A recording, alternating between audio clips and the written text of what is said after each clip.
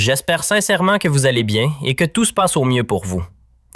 Depuis que le conflit opposant l'Iran aux États-Unis et à Israël a éclaté, une inquiétude palpable s'est installée chez de nombreux Algériens. Sur les réseaux sociaux, les rumeurs circulent à une vitesse impressionnante. Et certaines affirment même que l'Algérie pourrait être la prochaine cible dans ce vaste bouleversement géopolitique que Washington et Tel Aviv chercheraient, selon certains discours, à imposer à l'échelle régionale et internationale. D'après ces récits alarmants, ces puissances tenteraient de remodeler profondément l'équilibre mondial en écartant ou en mettant sous pression tous les pays qui refusent de normaliser leurs relations, de reconnaître leur position ou de se plier à leur agenda stratégique. Dans ce climat, les Algériens se retrouvent plongés dans un torrent d'informations contradictoires. Intox, exagération, récits fantasmés et manipulations soigneusement entretenus. Au milieu de ce brouillard informationnel, beaucoup ne savent plus vers quelle source se tourner, ni à qui accorder leur confiance. Alors forcément, beaucoup se posent 1000 questions. L'Algérie est-elle réellement protégée? Faut-il commencer à craindre le pire? Doit-on tirer la sonnette d'alarme ou bien garder la tête froide? Où se situe la vérité dans tout ce brouhaha et quelle part relève simplement du mensonge ou de la manipulation?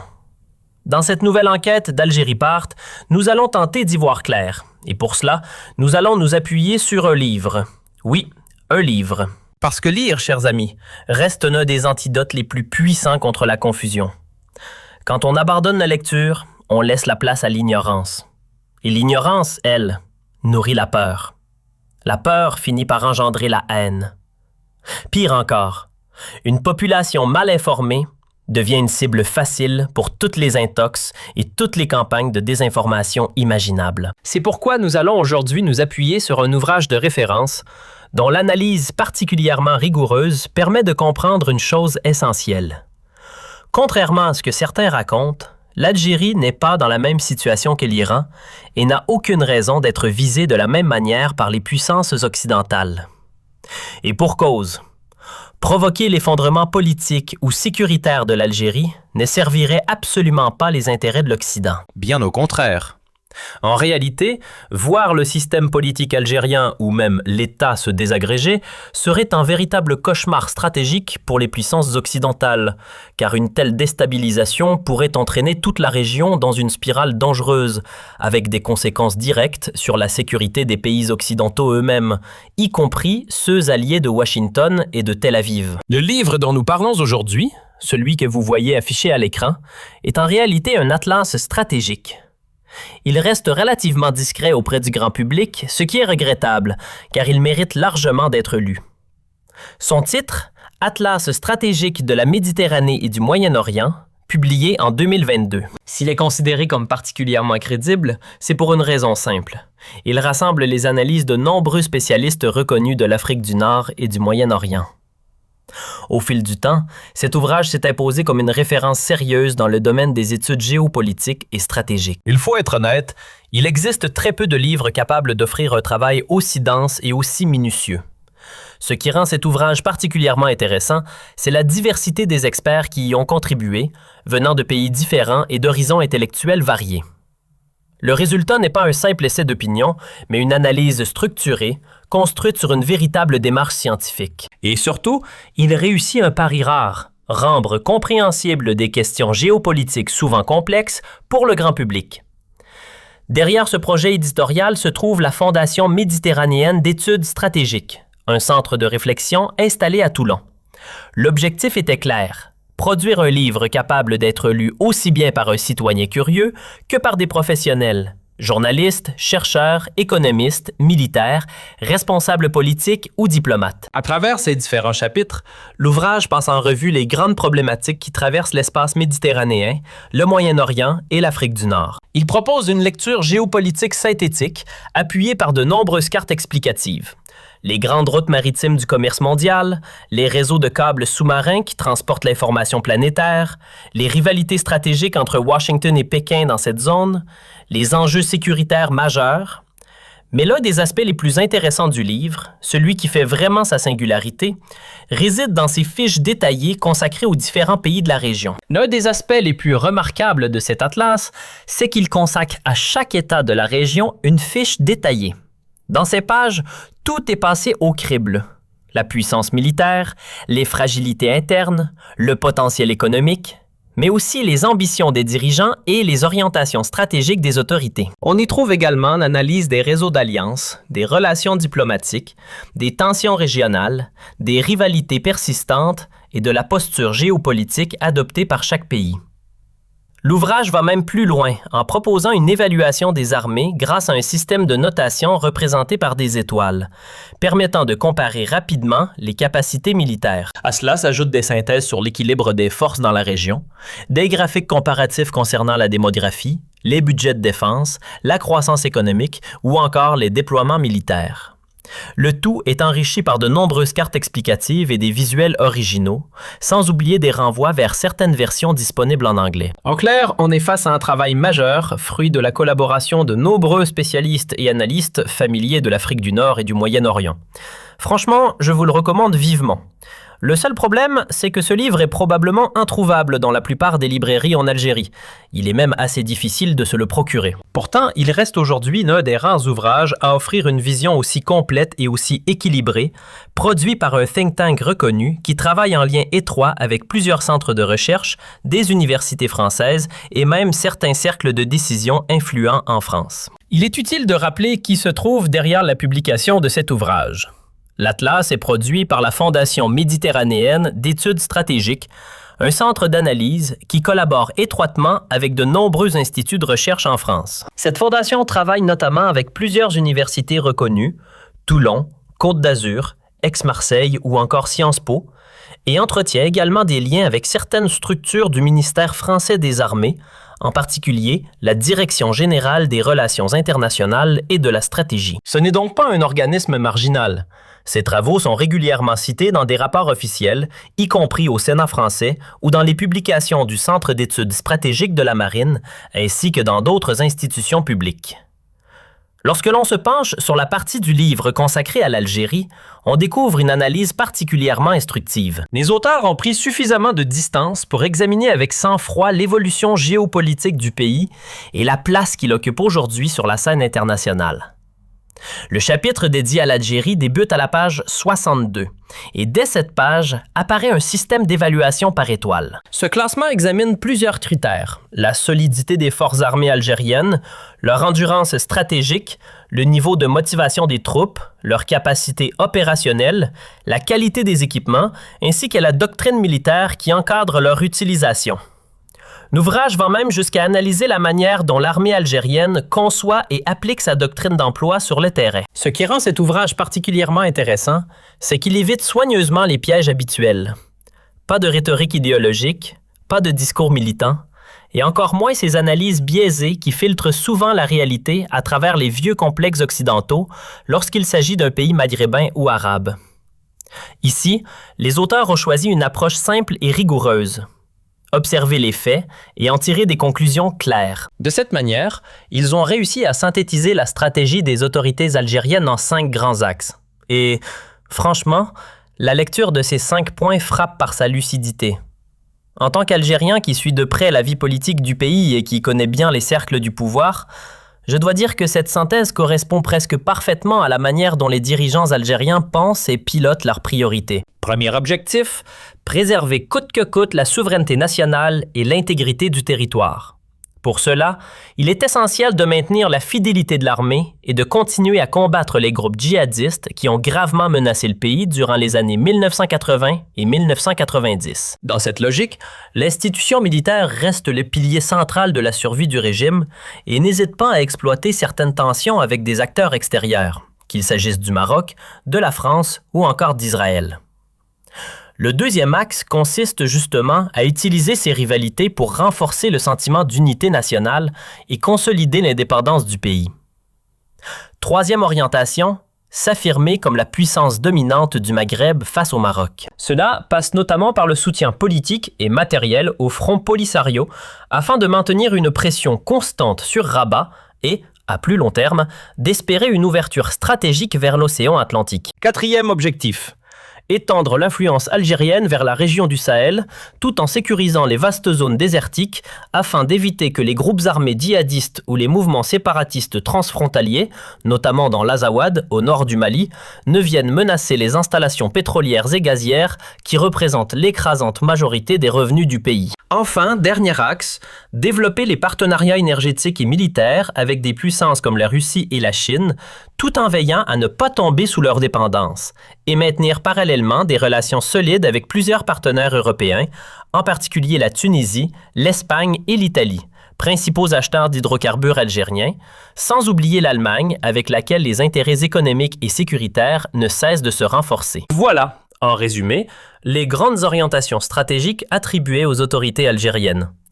Une analyse claire, sans polémique, sans posture idéologique et sans jugement inutile, uniquement des faits. En réalité, si l'on regarde les choses froidement, la logique qui guide les dirigeants algériens est assez simple.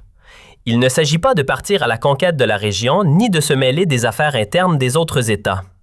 L'objectif principal est beaucoup plus terre à terre. Assurer la stabilité du pays et préserver l'existence même de l'État. Pour Alger, la priorité consiste avant tout à empêcher qu'un territoire aussi vaste ne se fragmente sous l'effet de mouvements séparatistes ou de tensions internes. Dans cette stratégie, il s'agit aussi d'éviter d'être dépassé ou marginalisé par le Maroc, un voisin qui bénéficie aujourd'hui d'un soutien croissant de plusieurs puissances occidentales, surtout depuis son rapprochement officiel avec Israël et l'appui financier et politique de certaines monarchies du Golfe, notamment les Émirats arabes unis. Dans le même temps, Alger cherche à étendre son influence vers la zone sahélienne. Ce n'est pas un hasard. Le Sahel constitue en quelque sorte la profondeur stratégique de l'Algérie.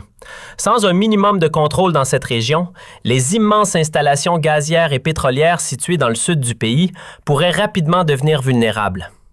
Les crises sécuritaires et les conflits qui agitent le Sahel ont déjà montré à quel point ces turbulences peuvent franchir les frontières et menacer directement le territoire algérien. Dans cette logique, Alger développe également ses partenariats avec Moscou et Pékin, tout en prenant soin de conserver une marge d'indépendance. L'idée n'est pas de se transformer en bastion anti-occidental, mais plutôt de préserver une autonomie stratégique. D'ailleurs, comme le soulignait l'ouvrage, notamment à la page 64, ces orientations passent aussi par le maintien de relations solides avec plusieurs partenaires. La Tunisie, bien sûr, mais également l'Espagne, l'Italie et l'Allemagne. Après avoir posé ce cadre stratégique, le livre s'intéresse ensuite à un autre sujet central, la puissance militaire algérienne, ses points forts et ses fragilités. Et sur ce point, il faut reconnaître une chose. Tous les observateurs, qu'ils soient analystes, chercheurs ou spécialistes de la région, s'accordent sur un constat largement partagé. L'institution militaire représente le pilier fondamental de l'État algérien, certains allant même jusqu'à la décrire comme le véritable centre du pouvoir. Si l'on examine maintenant les capacités militaires, l'ouvrage souligne d'abord plusieurs points forts. L'armée algérienne dispose d'un arsenal conséquent et technologiquement solide. Elle possède notamment des moyens de frappe capables d'atteindre des objectifs lointains grâce à des missiles balistiques et des missiles de croisière, mais aussi une aviation de combat moderne comprenant des chasseurs de 4e génération. À cela s'ajoutent des drones armés, des unités capables d'être projetées rapidement et toute une série de régiments spécialisés. Autre élément stratégique, la capacité de déni d'accès. En clair, cela signifie que l'Algérie peut rendre extrêmement difficile, voire risquée, toute tentative d'intervention militaire étrangère dans son espace aérien ou sur son territoire. Ces systèmes de défense antiaérienne, ses moyens de frappe et ses dispositifs de surveillance permettent théoriquement de compliquer sérieusement la tâche d'une puissance qui envisagerait une attaque. L'ouvrage souligne également le développement progressif de compétences dans ce qu'on appelle parfois les domaines invisibles de la guerre.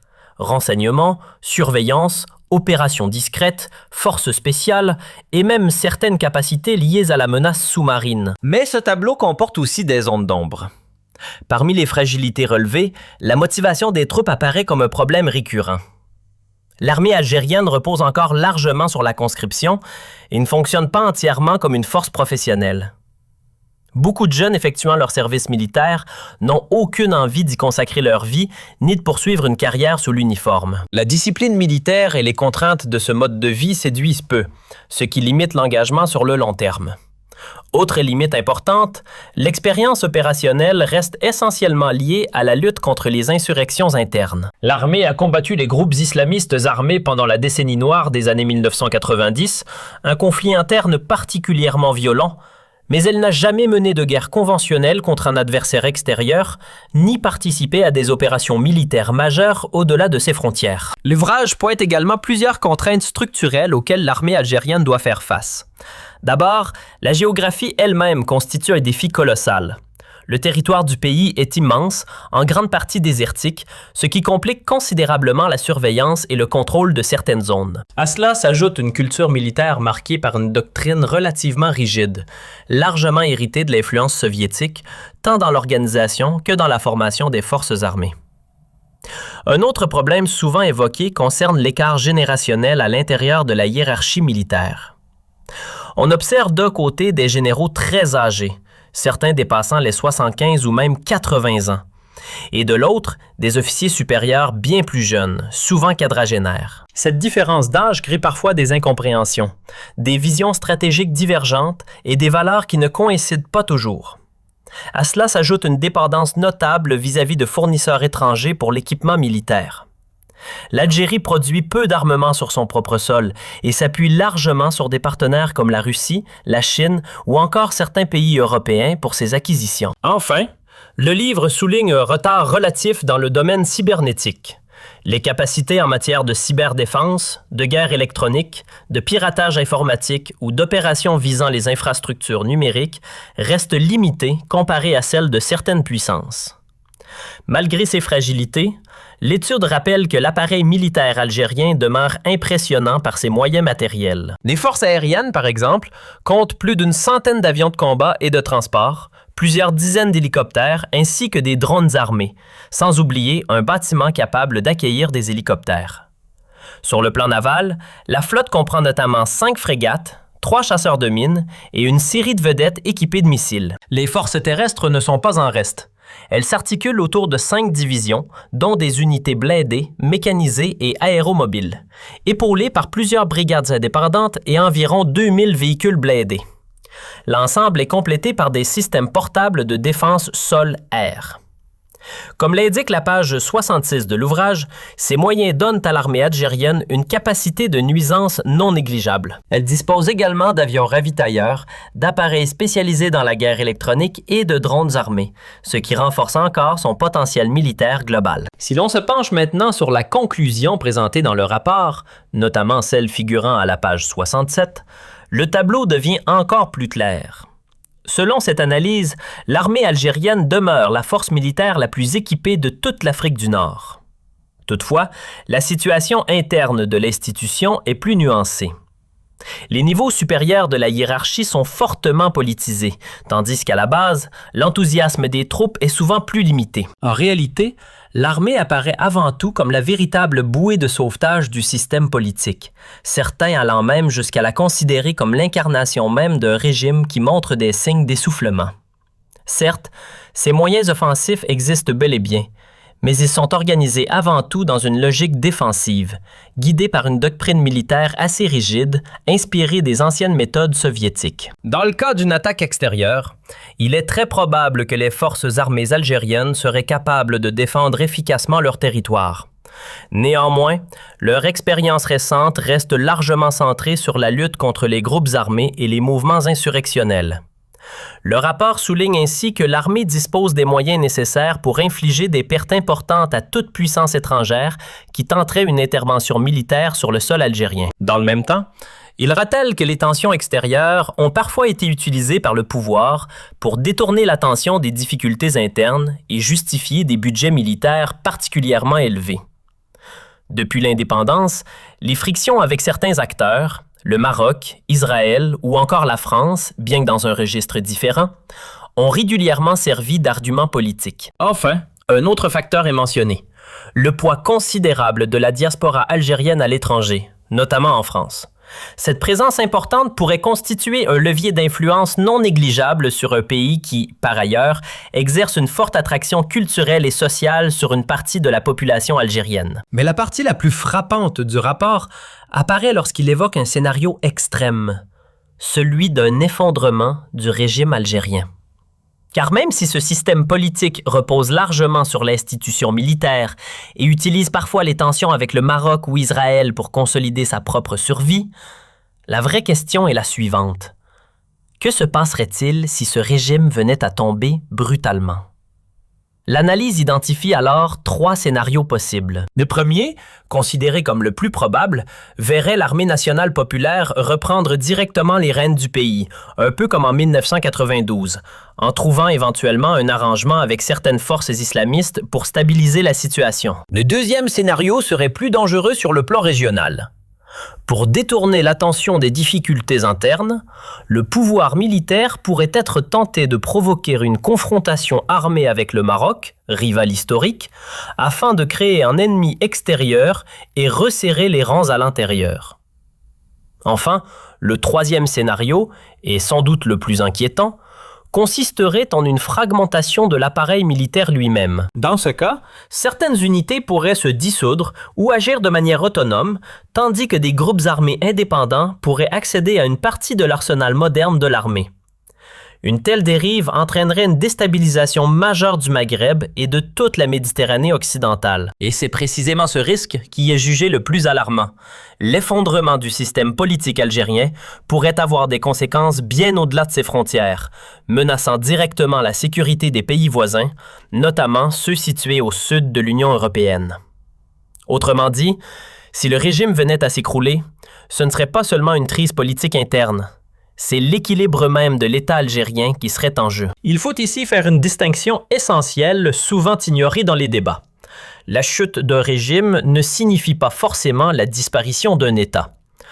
Lorsque nous parlons du régime algérien, nous parlons d'un cercle restreint de décideurs, d'influences politiques et de réseaux de pouvoir qui orientent les institutions selon leurs propres intérêts. L'État, lui, est une structure bien plus large. C'est l'ensemble des administrations, des mécanismes politiques et des appareils technocratiques qui assurent la continuité et le fonctionnement quotidien du pays. Autrement dit, un régime peut disparaître sans que l'État lui-même ne s'effondre immédiatement.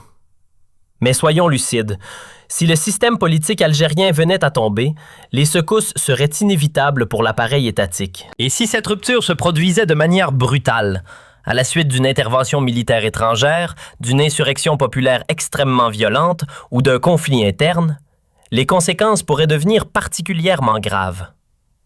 Pour les puissances occidentales, ce scénario représenterait un véritable cauchemar stratégique. Leur plus grande crainte serait de voir l'Algérie se transformer en un territoire fragmenté, dominé par des groupes armés autonomes et par des unités militaires échappant à tout contrôle central. Dans un tel contexte, ces acteurs pourraient mettre la main sur des arsenaux sophistiqués et utiliser ces armes pour déstabiliser non seulement le Maghreb, mais aussi toute la zone de la Méditerranée occidentale. Pour bien comprendre l'enjeu, il faut d'abord situer les choses sur la carte. Quand on parle de la Méditerranée occidentale, on évoque essentiellement l'espace qui relie l'Espagne, la France et l'Italie. À l'inverse, la partie orientale commence plutôt du côté de la Grèce, de la Turquie ou encore de Chypre. Cette simple géographie suffit déjà à mesurer l'ampleur du risque. Ceux qui affirment que les États-Unis ou Israël auraient intérêt à voir l'Algérie disparaître démontrent surtout qu'ils n'ont jamais vraiment regardé une carte ni réfléchi aux réalités géopolitiques. Pour les puissances occidentales, l'effondrement de l'Algérie ne serait pas une victoire stratégique, mais un véritable cauchemar. Contrairement à l'Iran qui se trouve en Asie et à distance du continent européen, l'Algérie est implantée en Afrique du Nord, à quelques encablures seulement de l'Europe. En avion, il faut à peine une demi-heure pour atteindre les côtes espagnoles. En mer, quelques heures suffisent pour rejoindre les premières îles comme les Baléares. Et même avec une simple embarcation, la traversée vers l'Europe peut se faire en moins d'une demi-journée. Cette proximité change absolument tout. La relation géographique entre l'Algérie et l'Europe n'a rien à voir avec celle qui existe entre l'Iran et son environnement régional. Les voisins immédiats de Téhéran sont l'Afghanistan, l'Irak ou les monarchies du Golfe, des zones qui restent relativement éloignées de l'espace occidental. Certes, une chute du régime iranien pourrait provoquer des secousses dans les pays du Golfe et affecter les marchés énergétiques mondiaux, puisque ces États comptent parmi les principaux producteurs de pétrole et de gaz. Mais du point de vue strictement sécuritaire pour l'Europe ou l'Occident, l'impact direct resterait limité. En revanche, un effondrement brutal du système politique algérien, je parle ici d'un chaos provoqué par des émeutes violentes, une guerre civile, une ingérence étrangère ou une intervention militaire, constituerait un scénario autrement plus inquiétant. Dans une telle situation, la déstabilisation toucherait immédiatement la Méditerranée occidentale et par ricochet, les pays européens les plus proches. Il faut aussi comprendre une chose essentielle. Pour les puissances occidentales, le pouvoir algérien n'est pas perçu comme une menace comparable à celle que représente l'Iran. La différence est profonde dans la nature même des ambitions politiques. Le système iranien s'inscrit dans une logique clairement expansionniste.